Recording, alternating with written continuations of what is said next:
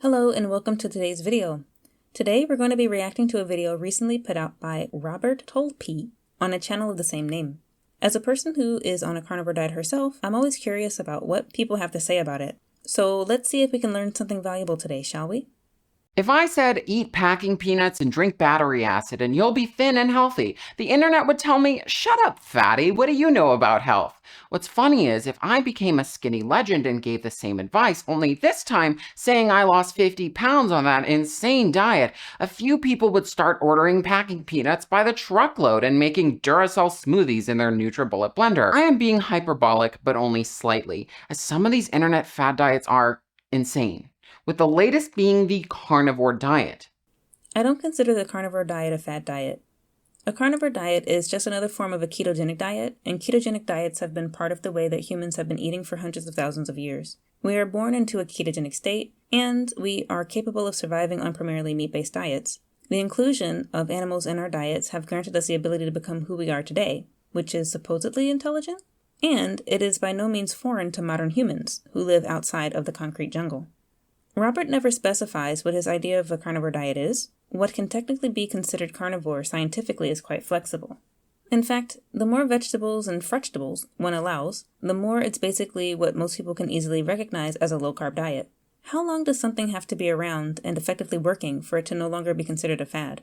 There's a concern that we don't have very much scientific research behind the efficacy of a carnivore diet, but the closer you get to it being what most people understand as keto, we have scientific research in combination with real-life outcomes to give people a good idea of what their health outcomes could be. No one can ever know for sure, based on scientific research alone, what their health outcome for any given diet will be, but it's a place to start.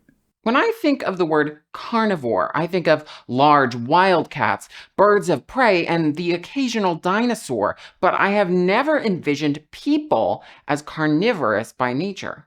This is a major problem. Basically, people who exist in the modern societies that we've built in the first world completely put out of their mind what allowed us to become what we are today in the first place. One thing that humans and the animals he mentioned before have in common is that we are excellent hunters. Humans do not need what those animals have in order to hunt because we have our brains and we have dexterity. Truth is, carnivorous creatures come in all shapes and forms. Also, one's lack of imagination is not answerable in a situation where history and scientific exploration have already given us the answer. However, the idea that humans are carnivorous is a vital part of the rationale for the carnivore diet. It was popularized by a book written by Dr. Shawn Baker in 2018, which I had the pleasure of spending $10 on. He's an orthopedic surgeon who dabbles in nutritional anthropology. Dr. Baker claims that our ancestors evolved to eat meat because it was the most convenient food source back when, quote, cavemen roamed the earth hunting mastodons. His argument is, in summation, that large animals, including mastodons, easily provided all the calories early humans needed and was a better food source than berries, tubers, or leaves. You know, the 3 plants in existence in whatever year BCE. I'm leaving out a lot of spurious correlations that he peppers in there to bolster his argument, but in general, it makes zero sense. As Dr. Baker says himself, we do not have a time machine to know precisely what our ancestors ate, but we can do a little bit of a better job figuring it out. Baker has to artificially limit the diet options of the caveman he envisions for his speculation to be plausible, attributing the genesis of the entire human diet to a specific era and area of the world where humans hunted large mammals for food. When you consider the tens of thousands of years of human history and entire continents with varied ecosystems which he leaves out of his argument, things fall apart entirely. It's self-evident that hunting a mastodon for calories is better than eating leaves, berries, and tubers. But what about legumes and nuts? These are the primary sources of calories for many modern hunter-gatherer societies. While Shawn Baker may be able to be credited as the person who coined the diet and who was responsible for making so many people aware of it, a carnivore diet is still a thing without him. Any ideas he has in his book, him being a layperson, are basically his opinion or conclusions based on information that he has been made privy to from different sciences. Even if it were true that our diets were much more varied than Baker apparently wrote about in his book, in order for an animal to be classified as a hypercarnivore, they basically need to have 70% food intake from the animal kingdom. It is my understanding that this is what humans were, and that this is what humans even today are fully capable of being, because our biology hasn't changed that much. So how and why do we make the distinction? If it's just simply saying what an animal can do, then there's no point in making a distinction, because all kinds of animals can eat both plants and animals. If you have an animal that's considered an herbivore that can consume meat, and that does consume meat, does that then make it an omnivore? If you have an animal that we consider an obligate carnivore that consumes plants, does that then make that animal an omnivore? Simply put, the term hypercarnivore does a lot better in explaining how a human can properly survive on planet Earth.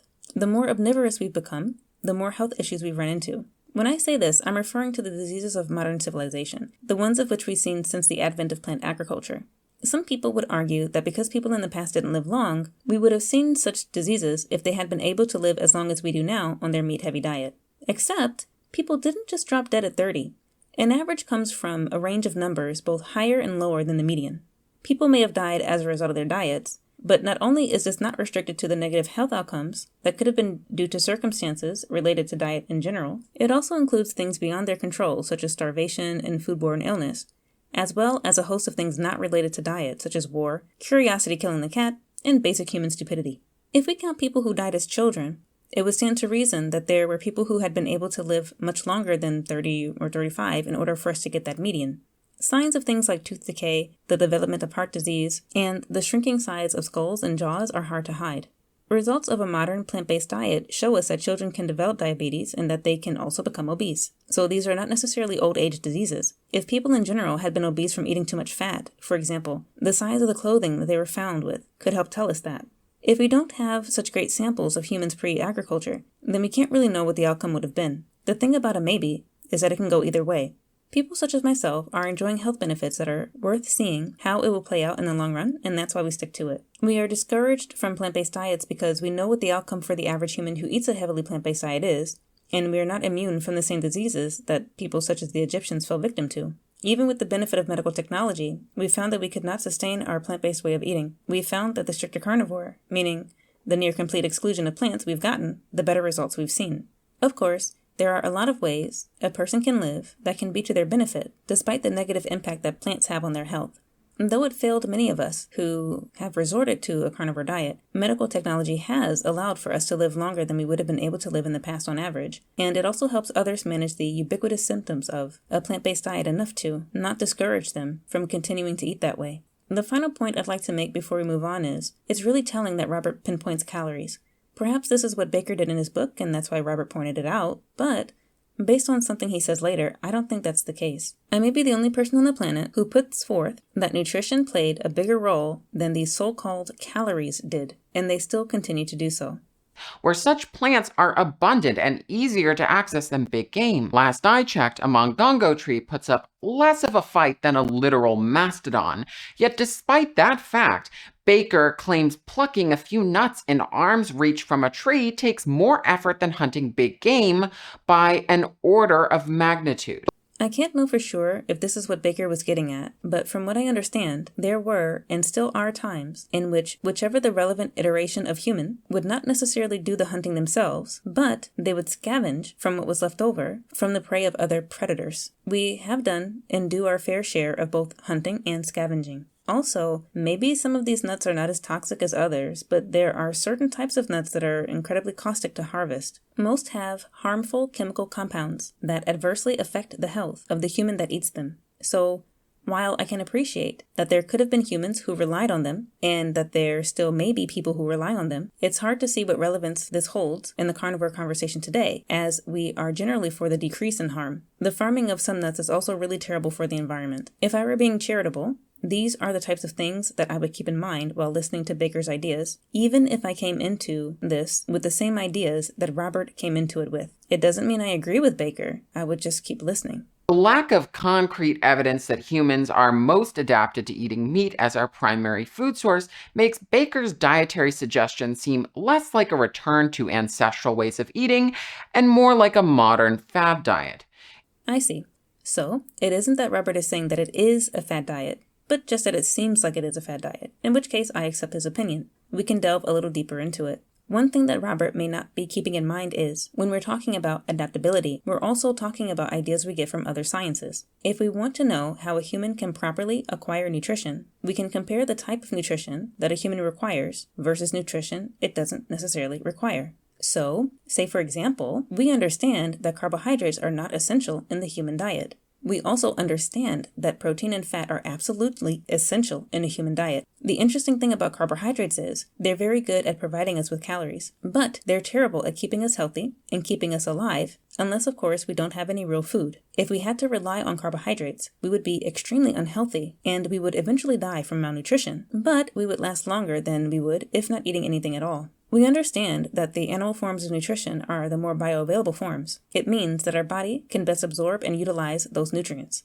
We also understand that there are deleterious health outcomes that come along with us consuming plants. Many of us would prefer a life in which we avoid those negative health outcomes, and we have found that a carnivore diet has allowed us to do that. For many people, it means many things. Again, in order to have a carnivore diet as a human, there's still a 30% allowance for plants. There are people who undertake a carnivore diet who still consume dairy, spices, condiments, coffee, and tea. Some include fruit and honey. They basically eat either as they want, how their body tolerates the food they consume, perhaps both. If you only look at it as a joke, it's really easy to maintain such a short-sighted view instead of understanding that there are real people with real motivations who adopt this diet. It is inevitable that, in a matter of years, not decades, another diet will overshadow the carnivore diet in popularity. Dr. Baker's book will collect dust next to the Atkins diet, the paleo diet, and other instruction manuals on how to be skinny and cure diseases by eating certain foods. Not gonna lie, he sounds almost spiteful. He also refers to the Atkins diet and the paleo diet, both of which are still in use today, despite having gained popularity some time ago. Is this the kind of situation where once a fad, always a fad, despite how many people have been able to make it work for them? And I would also like to point out to anybody who's listening to this who is kind of impartial and who is just trying to collect information to understand more about the carnivore diet, while there are some influencers whose names are big in the quote-unquote carnivore community, there are those of us who don't really care to be part of the community and who don't really rely on any particular influencers as though they are the gold standard for information or the one and only foundation to the diet. It's almost as if Robert is trying to sweep everything under the rug because of this one person who may or may not have been able to appropriately represent the diet or the reasons why it's being promoted. The book is already 5 years old and is not central to the buzz surrounding the diet, as it has taken on a life of its own. As Baker said himself, via the power of the internet, we no longer have to rely on the powers that be to tell us what research suggests we should do. Considering that doctors like Baker aren't center stage anymore in these diet discussions, I wholeheartedly agree.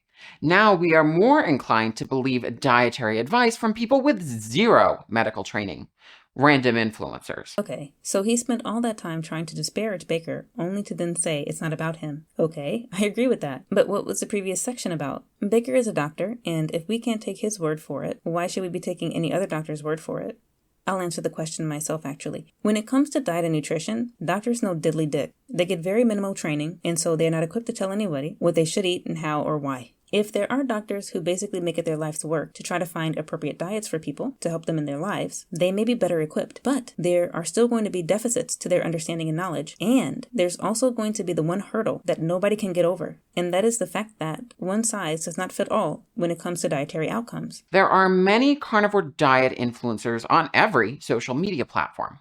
From the handful of videos I have watched, I discovered that carnivore diet content follows a familiar structure. Let's watch a video made by Laura Spath, a popular creator here on YouTube, who has amassed over 300,000 subscribers, detailing how she lost 120 pounds on a carnivore diet, and try and decipher why these videos are so impactful. Here's what I eat in a day to maintain 100-pound weight loss on a carnivore diet. I started the day off just by having some water and some unflavored electrolytes. Since I didn't go to the gym and I like to incorporate some intermittent fasting, I just drank those while I was getting ready this morning and skipped having food for breakfast. We had a big family lunch with lots of things on the grill, and I had a 10-ounce chuck eye steak with lots of butter and salt and a 6-ounce pork chop with Parmesan cheese on top. As I headed back to my office to get back to work, I grabbed a slice of Tillamook cheese for dessert. For dinner, I just grabbed some meatballs from the freezer and put them in the air fryer, and that's everything I ate today. Fad diet content starts by earning the viewer's trust and telling them why they should pay attention. Credibility is established by saying either, "I'm a doctor or dietary professional," or, more commonly, "I lost a great deal of weight on this diet." I understand what he's saying, but I simply can't agree. As humans, we spent most of our formative years getting the majority of our energy from meat, and basically supplementing with plants. And if that's what it is, that's just what it is. If Laura's motivation to continue on the carnivore diet is to maintain her weight loss, and the diet is allowing her to do that, I don't see the problem. On top of that, we see many people adopt this diet and experience the weight loss that they're looking for. On top of that, we have a scientific reason why, as well as precedents set in our experience as a species with ketogenic diets. In this case, Laura establishes that she lost 120 pounds on the carnivore diet, so you should watch the rest of her video. Logically, pointing to your credentials is more important than recanting your personal experience with a particular diet. Research will always carry more weight compared to anecdotal personal account. I used to feel the same way, and many people who have tried the carnivore diet or who are still on the carnivore diet also felt the same way. But the problem is, despite trying methods that are born out of our trite understanding of nutrition and diet for humans, many of us were still sick and not seeing the results we expected to see. For some of us, we became very curious as to why that would be, and that's what started our journey into looking into carnivore. I'm not saying that every person who's ever tried it has looked into it very deeply. I'm not saying that there aren't those who are simply motivated by the idea that they can lose weight. But there are those of us who were suffering from chronic health failure that we were only able to resolve through the keto carnivore diets. If those people continue to enjoy the benefits, it's hard to argue that scientific research is supposed to matter more than that. So we're not just going off of Laura's anecdote. We are our own anecdotes. The papers, the research, the data, the statistics cannot tell me what my outcome is going to be. None of those things can tell me what the appropriate diet for me, what I'm willing to put up with based on my sensitivities and my lifestyle, is. It also cannot tell me what's going to allow me to survive, as, if I were to continue to take it seriously, I would continue to be moved towards a diet which made me mentally and physically unwell enough to not want to exist anymore. That made me desperate enough to try a carnivore diet despite having the idea in the back of my mind that I could be making the biggest mistake of my life, because red meat is so bad for you, having high cholesterol is so bad for you, and saturated fat is so bad for you, according to modern ideas of human nutrition. Understanding now that most of the research that we have that denigrates these three things are wholly unfounded, I have no reason to think that the diet I'm on right now would be deleterious to my health. In the short term, I'm seeing good results. And the moment that I stop seeing those good results, I'll reevaluate. But until that day comes, I'm sticking to it. However, stating that you had lost 100 pounds on a given diet can be a more compelling story. Often that's a viewer's only goal. They don't care about research showing that the diet in question can have detrimental health consequences. The type of diet that Laura and people such as myself are undertaking has virtually no scientific research to back it up on long-term results. So I'm very curious as to where he gets off saying this. It's very similar to how people took and still take results for whole foods, plant-based diets, which are essentially vegetarian diets, and extrapolate them to vegan diets, only to find that people who undertake vegan diets experience health failure. Excluding animal products didn't make things exponentially better for vegans as a whole. One thing that taught me is I cannot know what my result is going to be, and I cannot and should not assume that excluding plants from my diet is going to make things exponentially worse for me. I could, at the very least, test it out and see what the outcome is. I think that perhaps these people think that it could be worse than the results of what I was doing before, that I should continue to endure the abuse, continue to battle with my weight, continue my battle with ever-declining mental health, because plants good. Some people will say, well, see what you can reincorporate, not knowing that literally every time I do that, whatever it is I'm trying to reincorporate causes a problem. If plants are supposed to be so good for us, why do they cause so many issues? Whether it was a plant-based diet or the SAD, my health was going to hell in a handbasket, and I had absolutely no reasonable expectation that things were going to work out for me on a plant-based diet just because the scientific research tells me that it will. They want to shed pounds fast. Despite the video's framing that this carnivore diet is focused on weight loss or maintaining a certain weight, some aspects of her diet have been shown to have little impact on weight gain or loss. For example, she drinks only water for breakfast, for no reason other than trying to incorporate another fad diet called intermittent fasting. Modern research has given us a clearer picture of whether skipping breakfast results in weight gain or loss, and the answer is it doesn't matter. It's clear to me that many influencers are eating to follow their diets, not to be sated or even lose weight. I would venture to say that Robert just hasn't seen a varied amount of content. Perhaps from the limited amount of videos he has watched, this is an apt conclusion to come to. I can't know because I may not have seen what he's watched. While I understand his opinion, I believe I'm more informed than he is, not only because I feel it's clear, based on what he said, that I've definitely seen a wider variety of content, but also because I'm an insider. Many people, including myself, promote the diet as being incredibly satiating. For some people, they will try intermittent fasting because there's something that they're trying to achieve. Say, for example, there are those who will do one meal a day and they'll eat all of their food requirements in that one meal, understanding they won't really have a decent blood sugar blip to speak of otherwise, and that a one meal a day regimen can help them maintain proper kidney health and mineral balance. For some people, they naturally fall into intermittent fasting because it works out better for them. For many of us, it's just about eating when we're hungry, but of course, it'll also be about eating when it's convenient. So different people will have different outcomes depending on their individual motivations, abilities, and lifestyles. I don't know what adult needs to be told this, but your life is what it is, and Laura's life is what it is. Do what works best for you. They prescribe themselves strict dietary regimens they think will work for them and stick to them no matter what. I assume some of these influencers have to be hungry if they go through 6 hours of activity without eating, and in that case, they're making themselves uncomfortable for nothing. Tell me you've never successfully tried a ketogenic diet without telling me you've never successfully tried a ketogenic diet. It's really hard for me to take him seriously moving forward. How can I put this? For most of us, we're simply not hungry. Because we are satiated, we don't get hungry. Since we're not poisoning ourselves with carbohydrates and making it impossible for our bodies to be able to appropriately tell us when we're hungry, many of us can naturally go much longer than 6 hours without eating anything and without feeling as though we need to eat something. Many of us have experienced getting up, starting our day, going about most of our day, only to get home in the evening and realize we haven't eaten anything. And we're not dying of hunger, nor are we falling over from exhaustion. On the other hand, there are days when I wake up hungry, and on those days, I eat in the morning. But I don't just eat for the sake of eating. I can rest assured that if my body is telling me we need food, we actually legitimately need food. The fact that he says it like he thinks this is a virtual impossibility is blowing my mind right now, but it isn't as though I don't get it. I used to be there too. When I'm around other people, I notice that they just snack all the time. They're also usually just tired for reasons. They crash in the middle of the day. They're also not very quick, kind of brain foggy. Not everyone, of course, but they are out there and it's noticeable.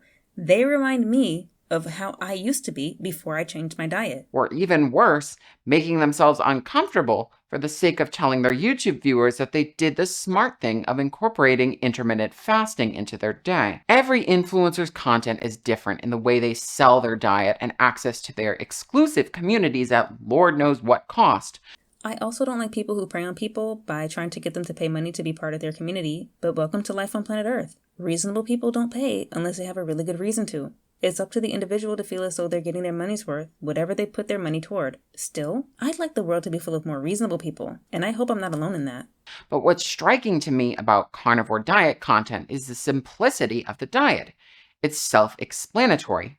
To follow it, you must eat only meat and a handful of other food. Laura Spath's video is almost comical as she reaches around in her giant freezer filled with massive quantities of frosty animal flesh to pull out a pack of bacon meatballs. I didn't find it comical at all. Looking at the meals she ate, seeing all that animal flesh, I saw proper human nutrition, and I saw a woman who looks very healthy and who seems very satisfied with her food, consuming food in one of the most responsible ways a human can hope for. It wasn't weird, it wasn't gratuitous, it didn't really look faked at all. It looked like what I look like when I do those things. Which made up the entirety of her dinner.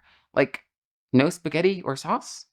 Oh no. I guess after all, I can sympathize with you, Robert, with how you feel about seeing her fridge. Because I feel like this is a joke. You sitting there acting like it's devastating that she didn't have spaghetti or sauce, neither of which are nutritious in comparison to the meatballs, and neither of which are necessary in her diet. Say she didn't have the meatballs, then yeah, I guess the spaghetti and sauce would go a long way. But lucky for her, she has the meatballs, and she doesn't have to bother with any of that riffraff. While Laura Spath's content is geared toward women, I find that the carnivore diet content geared toward men is presented very differently.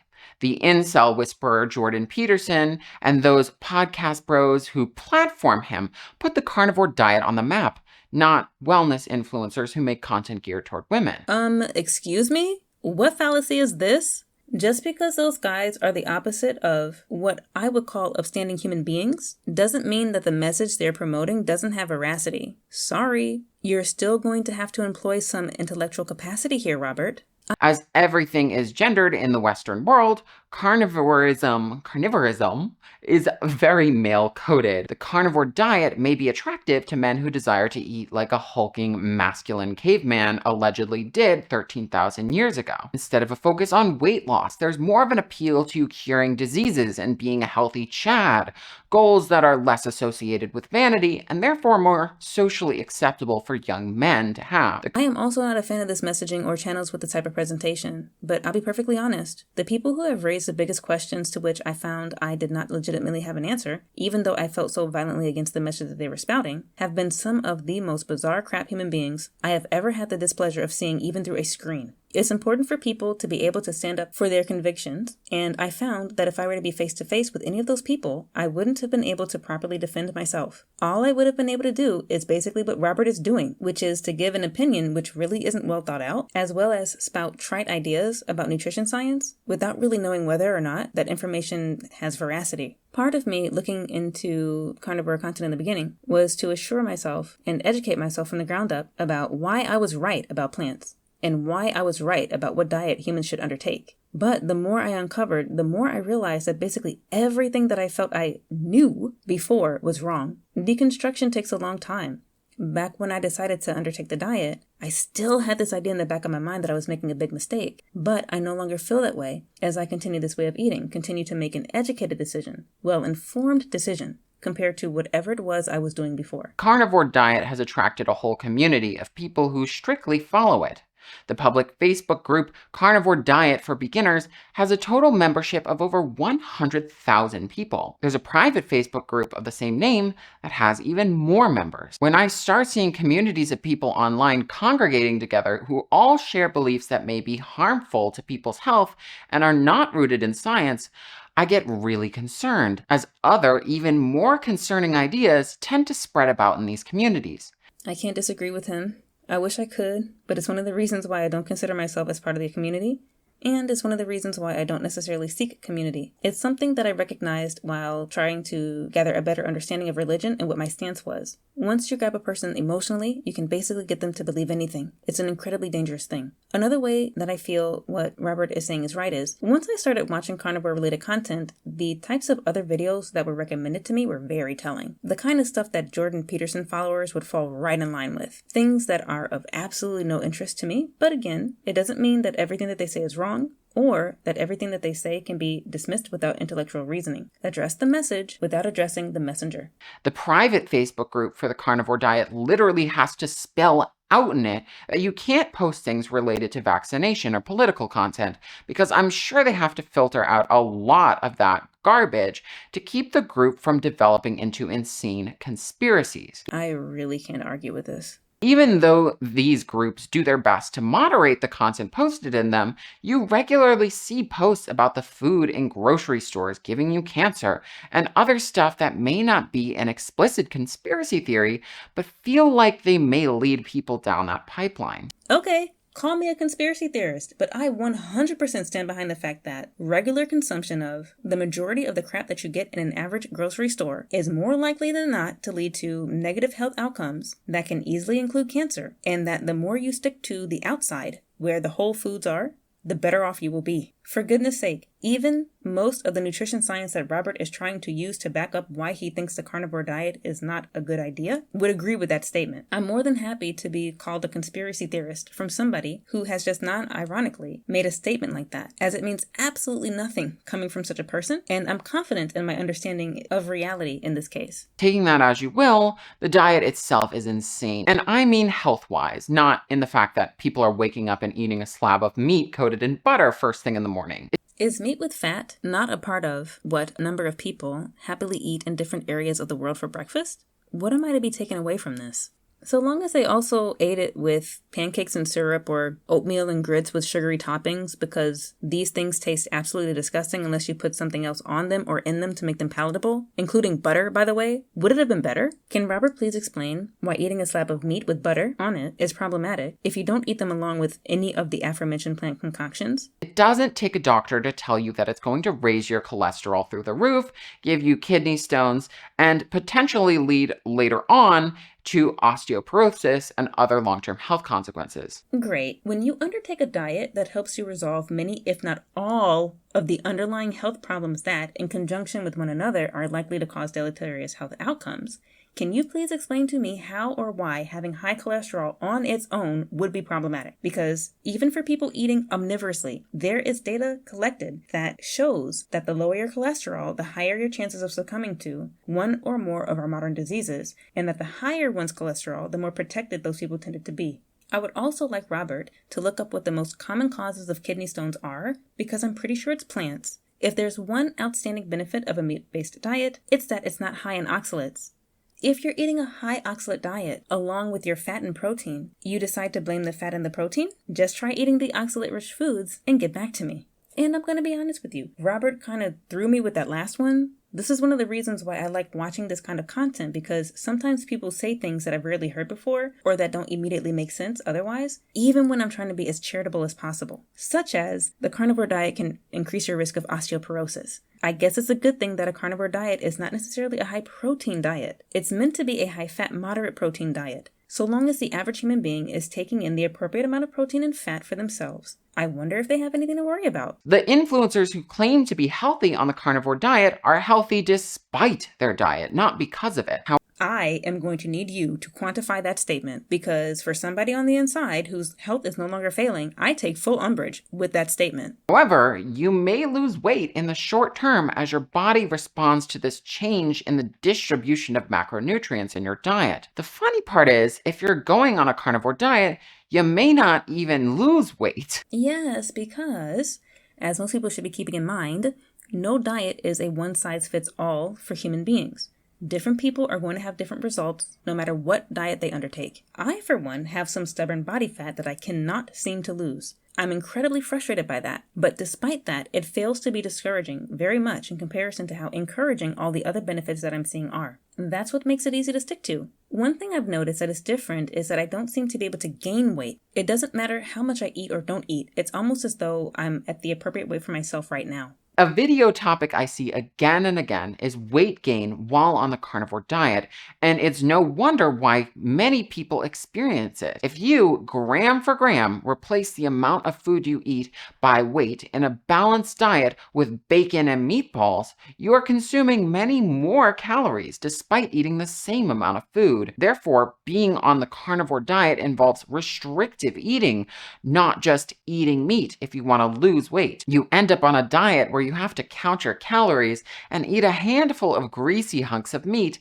and to be honest, it sounds miserable. We have to be a little careful about our terminology here, and we also have to quantify what people mean by gaining weight. One of the reasons why it may seem as though my weight has plateaued is because proportionate to whatever weight I've lost in terms of water weight and fat, I've also gained muscle. So the number on the scale doesn't really change, though my body composition has changed quite a bit. Sometimes I'm doing my hair and I look at my shoulders and my arms and I think I look like a swimmer. In order to maintain a similar look, I had to work so much harder in the past. Me doing the bare minimum right now is me being able to build muscle and maintain muscle and have weight that is managed in a way that doesn't require any calorie counting on my end. I wonder, if you actually look at those videos, if those people are able to tell what kind of weight they gained, if they bother to go into detail about how their body composition has changed. It's good to be well-rounded and nuanced and not just focus on things superficially. Also, the way he makes meat sound so disgusting, it almost makes me wonder if he's anti-meat. I'm guilty of the same thing, calling pancakes, grits, and oatmeal plant concoctions. There's a clear bias, and it's something to keep in mind. I want to know how meat hurt him, because plants have legitimately hurt me, and that's why I'm so vitriolic about them. One thing that was really difficult in the beginning was getting over the idea that likely for the rest of my life, I would just be eating greasy meat. Christmas is coming up, and I would really like to do the things I don't normally do in my everyday life. I give myself flexibility when I travel. I have given myself flexibility on my birthday, and I thoroughly plan to give myself flexibility when it comes to holidays that I want to celebrate. But for my everyday diet, for what it is that I eat regularly to maintain proper health, it should only be healthful, nutritious foods, and that is what I plan to keep it as. After all, the acquisition of nutrition is the reason why we eat. It's not meant to be something that's used for entertainment or enjoyment 3+ times a day. It's the difference between people who are suffering from health failure in ways that will just continue to exponentially get worse, and people who are blessed to have had an appropriate diet from birth, who have never had to deal with those problems, or who have since resolved those problems for having switched to a diet appropriate for their species. Besides the carnivore diet being bad for you, meat isn't cheap. It's hilarious that this fact is described as a myth in many carnivore diet circles and blog posts. Even the most affordable steak is 5 times more expensive than a calorie-dense grain like rice per pound. And when you look at the price per 100 calories, it makes even less sense to eat only meat if you're on a budget. This is another reason why I'm starting to think he's one of those people. You know what I mean. Those people who promote a plant-based diet and all they can talk about is calories. Nobody wants to talk about nutrition, and I wonder why. This guy has no idea what he's proposing. I would like Robert to explain to me what human nutrition, proper human nutrition, exists in rice in comparison to steak, and that if a person is well off, which they should choose to sustain proper health as a human on planet Earth. When it comes to cost, it honestly depends on how you do it. If you eat steak every day, it's going to be much more expensive than if you eat ground beef. I eat ground beef, butter, bacon, and eggs with salt. I very rarely go out to eat because I like to control what I eat, so I save money in that way. I don't take supplements, so I also save money in that way. I don't snack, and I don't have to eat 3 or more times a day, so I also save money in that way. Not much of what I consume winds up in the toilet, so I also save money in that way. I have steak a few times a month and salmon and shrimp weekly or bi-weekly, depending on when I'm ready to switch things up. These things can get expensive, but they are actually legitimately nutritious. The same as with other foods I buy. I consider them more than worth it. There are many things that I don't have that allow me to be able to continue to eat the way that I eat. Sometimes it's also just a matter of prioritizing such things. This is a where there's a will, there's a way situation as far as I'm concerned. Beyond just the financial implications of eating only meat, if we all switch to a diet of chowing down on steak instead of eating our fruits, veggies, and grains, it would be detrimental to the environment and entirely unsustainable. This is due to the land use, water use, and emissions associated with producing meat. First of all, not everybody has to change the way that they eat, and not everybody will, especially not overnight. Second, it's almost as if Robert doesn't understand the detrimental impact that the plants he's talking about have on the environment. To go even further, we're talking about not replacing the calories, but replacing the nutrition. You can get all the so-called calories, whatever that's supposed to be, you require by just eating potatoes, beans, and rice, to be sure. But tell me you don't give 2 shits about human health without telling me you don't give 2 shits about human health if you would suggest someone actually eat that way. For people such as myself, the main purpose of being on a carnivore diet is the improvement of health in one way, shape, or form, whether it's through losing weight, whether it's resolving diabetes, whether it's preventing diseases you were slowly developing on a plant-based diet. If more people adopted a carnivore diet slowly, infrastructure would begin to be put in place to allow for the growing demand, if necessary. There are already established ways for people to raise animals that are not detrimental to the environment, including ways that are beneficial to the environment, that no plant grown to be suitable for human consumption can beat. You have to keep in mind that in order to make up for the nutrition that is lacking in the absence of animal products, especially red meat, the variety of plants a person would have to eat, how often a person would have to eat, and the environmental impact of each of those individual crops. And so trying to dismiss the eating of meat as though the destruction of the environment goes hand in hand with it is just foolhardy. Unfortunately, the Venn diagram of people who don't believe in such environmental effects and those on a carnivore diet is a circle. In this respect, it feels almost like they're being malicious to Mother Earth. These pictures of people's meals on the carnivore diet give me the same vibe as that one family in that College Humor video many years ago, gathered around the dinner table eating polar bear steak. Nancy, this polar bear you killed is delicious. That's not true. I understand that the way that we farm animals now can have detrimental impacts to the environment, the same way that I understand that basically any way that we farm plants is detrimental to the environment, especially considering there's not a single one of them that any human being on planet Earth actually needs. It's just that I don't do things such as ignore our history on this planet and how we got healthy topsoil that we've been exploiting to grow these earth-destroying crops to begin with. I also don't do things such as ignore the fact that there are regenerative farms that have already shown and continue to show a positive carbon impact on the environment. I also don't do things like ignore the fact that our situation has gotten much worse, even while people are reporting that people aren't eating as much red meat as they used to. I also don't do things like ignore the fact that our industrial practices, including the extreme increase in transportation in such a short period of time, have had a much greater impact, while not being something we need to do in order to survive on planet Earth, as opposed to, I don't know, acquiring appropriate nutrition, which should be priority number 1. I'm also not a misanthrope who would sit here and argue that it's better for us to sacrifice our health to protect an environment that we can't even enjoy if we're not in good health. I guess life imitates art. I would just simply say that not everybody can be smart, and that is an unfortunate fact of reality. Anyways, I'm Robert Tolppi, and if you enjoyed this video, don't forget to like, comment, share, and subscribe, and I hope you have a great week. Bye-bye!